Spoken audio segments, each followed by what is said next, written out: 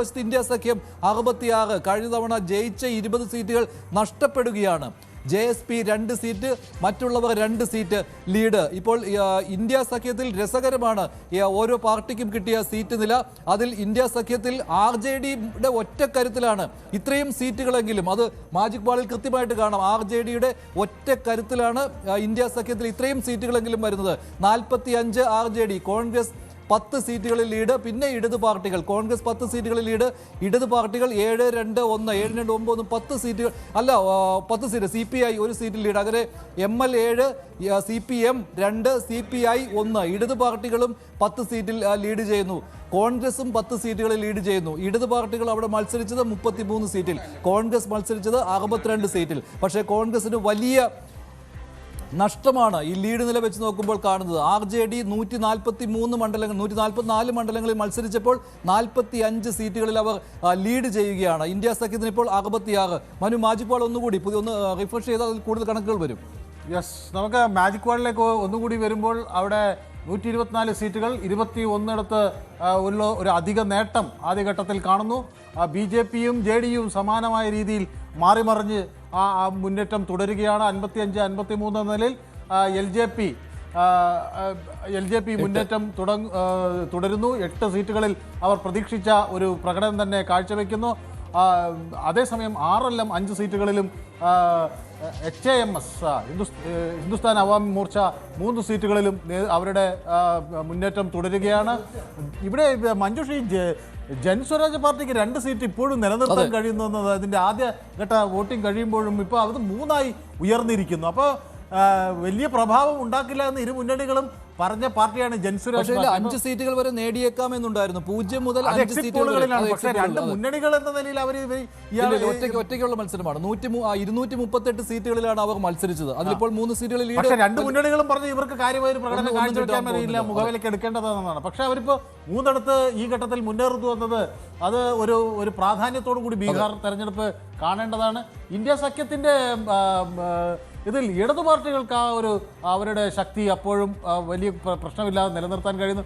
കോൺഗ്രസ് നേരിയ മെച്ചം കാണുന്നുണ്ട് കേട്ടോ. 11 സീറ്റുകളിൽ കോൺഗ്രസിന്റെ ഒരു പ്രകടനം. 11 സീറ്റ് എന്ന് പറയുമ്പോൾ മനു, കഴിഞ്ഞ തവണ 19 സീറ്റ് അല്ലേ? കഴിഞ്ഞ തവണ 19 സീറ്റുകൾ നേടാൻ കോൺഗ്രസിനോട് കഴിഞ്ഞത്. 19 ഒന്നും അല്ലായിരുന്നു, 70 സീറ്റുകളിലാണ് 19 ജയിച്ചുള്ളൂ. ഇത്തവണ അത്രയും സീറ്റുകൾ മത്സരിച്ചില്ല. 62-61 സീറ്റുകളിലാണ് മത്സരിച്ചത്. അവിടെയാണ് ഇത്തവണ 11 സീറ്റുകളിൽ മാത്രം ലീഡ്. താരതമ്യേന നേരത്തെ 5 ഒറ്റ സംഖ്യയായിരുന്നു.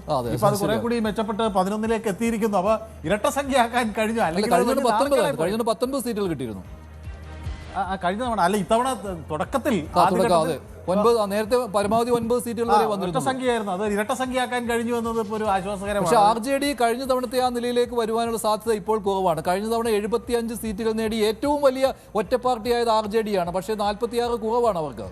അത് വേണമെങ്കിൽ ഈ റൂറൽ ഇന്ത്യയിൽ കൗണ്ടിങ് കുറച്ചും കൂടി പതുക്കെയായിരിക്കും നീങ്ങുന്നത്. അപ്പോൾ അവിടെ വേണമെങ്കിൽ ഈ ഫിഗർ RJDക്ക് കുറച്ചും കൂടി 44 RJDയുടെ നില 44, Congress 11, ML 7, CPM 2, CPI 1, VIP Vikassheel Insaan party അവർക്ക് 1 സീറ്റ്. കഴിഞ്ഞ തവണ അവർ മറുവശത്തായിരുന്നു, NDAയുടെ പക്ഷത്ത് നിന്നപ്പോൾ. പക്ഷേ അവർക്ക് 4 സീറ്റ് കിട്ടിയതാണ്. പക്ഷേ ഇത്തവണ ആ 3 സീറ്റിന്റെ അവർക്ക് ലോസാണ്. അവർ മുന്നിട്ട് നിന്നിരുന്ന ജയിച്ച 3 സീറ്റിൽ ഇപ്പോൾ അവർ പിന്നിലാണ്. അപ്പോൾ VIPക്ക് നഷ്ടക്കച്ചവടമായിരിക്കാം ഇപ്പോൾ മഹാസഖ്യത്തിലേക്ക് വന്നത്, അല്ലേ? അങ്ങനെയും കാണുന്നുണ്ട്. അതുപോലെ ഈ മറ്റ് പാർട്ടികളുടെ ഒരു കുറവ് കണ്ടോ? 6 സീറ്റുകളിൽ ഈ മറ്റ് ചെറിയ, അതായത് 2 വിഭാഗത്തിലും പെടാത്ത BSP പോലുള്ള പാർട്ടികൾ നേടിയിരുന്ന അതൊന്നും ഇത്തവണ കാണാനില്ല. ഗ്രേറ്റർ ഡെമോക്രാറ്റിക് അലയൻസ് എന്ന രീതിയിൽ GDA ഉണ്ടായിരുന്നു. അതിൽ ഒവൈസിയുടെ പാർട്ടി ഉൾപ്പെട്ടിരുന്നു. എനിക്ക് തോന്നുന്നു 2 എന്നുള്ള കണക്കിൽ ഒവൈസിയുടെ പാർട്ടിയും വന്നിട്ടുണ്ട്. അത് സീമാഞ്ചലിൽ അവർ മാത്രമേ വന്ന് കാണാൻ. കഴിഞ്ഞ തവണ അവർ 5 സീറ്റുകൾ നേടിയതാണ്. ഇത്തവണയും അതിലേക്ക് അവർ മിക്കവാറും വരും. പക്ഷേ JSPയുടെ നേട്ടമാണ് അത് 3+3. കഴിഞ്ഞ തവണ ഇല്ലാതിരുന്ന JSP എന്നുള്ള പാർട്ടി, പുതിയ പാർട്ടി, പ്രശാന്ത് കിഷോറിന്റെ പാർട്ടി 3ലേക്ക് എത്തിയത് വലിയ നേട്ടമാണ്. പക്ഷെ അവിടെ ഒരു തന്ത്രം അദ്ദേഹം ഉപയോഗിച്ചിട്ടുണ്ട്. പലയിടത്തും സമ്പന്നര്, ബഹുശത കോടീശ്വരന്മാരെയാണ് സ്ഥാനാർത്ഥികളായി നിർണയിച്ചിട്ടൊക്കെ ഉള്ളത്.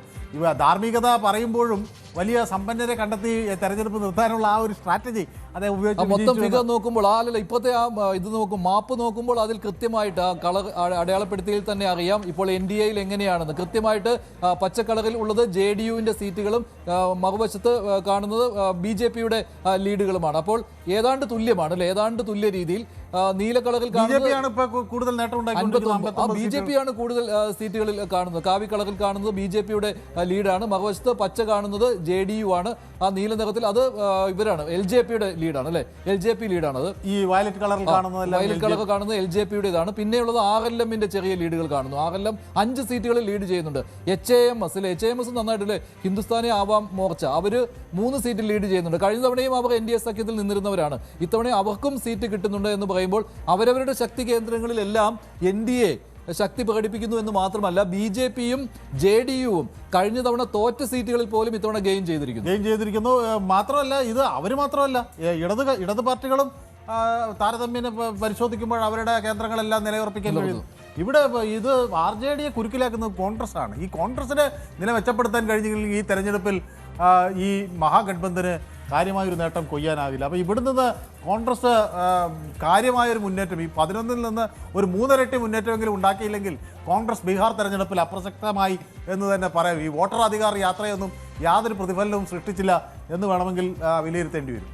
അതെ, കഴിഞ്ഞ തവണത്തേക്കാൾ നഷ്ടം സംഭവിക്കുകയാണ് ഇന്ത്യ സഖ്യത്തിന്. ഇങ്ങനെ പോവുകയാണെങ്കിൽ 131 എത്തുന്നു എന്ന് പറയുമ്പോൾ എക്സിറ്റ് പോളുകൾ അത് എക്സാക്ട് പോളുകളായി തന്നെ മാറുന്ന ഒരു സ്ഥിതിവിശേഷമാണ് ഇപ്പോൾ കാണുന്നത്. അതായത് 150 കടന്നു പോകുവാനുള്ള സാധ്യത പോലും ഇല്ലേ മനു, 150 കടന്നു പോകുവാനുള്ള സാധ്യത പോലും ഇപ്പോൾ കാണുന്നു. ചിലപ്പോൾ ബീഹാറിലെ തന്നെ ഏറ്റവും വലിയ ഭൂരിപക്ഷത്തിലേക്ക് ലീഡിന്റെ കാര്യം നോക്കുമ്പോൾ ഇപ്പൊ ലീഡ് എടുത്തു കഴിഞ്ഞു.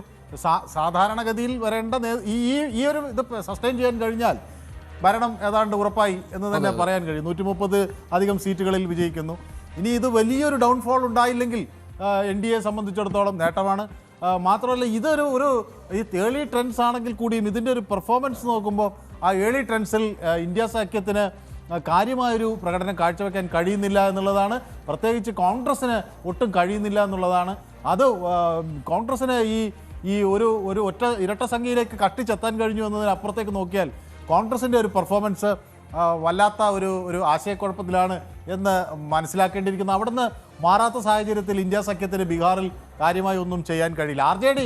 RJDക്ക് കഴിഞ്ഞ വർഷത്തെ ആ ഒരു നേട്ടം ഇല്ലെങ്കിൽ കൂടിയും 44 ഇടങ്ങളിൽ അവർക്ക് മുന്നിട്ട് നിൽക്കാൻ കഴിയുന്നുണ്ട്. അപ്പോൾ 22 സീറ്റുകൾ നഷ്ടമായിരിക്കുന്നു. അതിൽ 8 കോൺഗ്രസിൻ്റെയാണ്, ബാക്കി RJD-യുടേതുമാണ്.